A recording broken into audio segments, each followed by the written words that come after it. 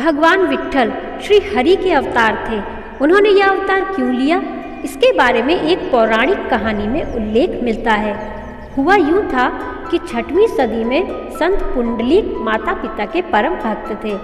एक दिन वह अपने माता पिता के पैर दबा रहे थे कि भगवान श्री कृष्ण रुक्मिणी के साथ वहाँ प्रकट हो गए।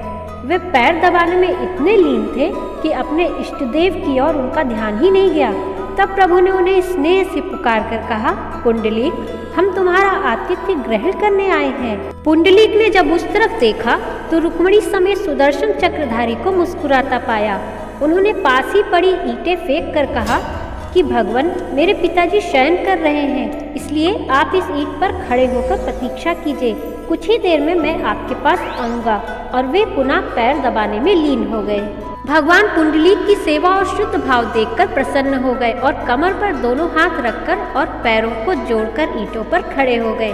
कुछ देर बाद पुंडलीक ने फिर भगवान से कह दिया कि आप इसी मुद्रा में थोड़ी देर और इंतजार करें। भगवान ने सोचा कि जब पुंडलीक ने बड़े प्रेम से उनकी इस प्रकार व्यवस्था की है तो इस स्थान को क्यों त्यागा जाए, और उन्होंने वहां से न हटने का निश्चय किया। उनकी कृपा से पुंडलीक माता पिता समेत भगवत धाम को चले गए, किंतु श्री विग्रह के रूप में ईंट पर खड़े होने के कारण भगवान विट्ठल कहलाए। और जिस स्थान पर उन्होंने अपने भक्त को दर्शन दिए थे वह पुंडलीकपुर कहलाया। इसी का अपभ्रंश वर्तमान में प्रचलित पंढरपुर है।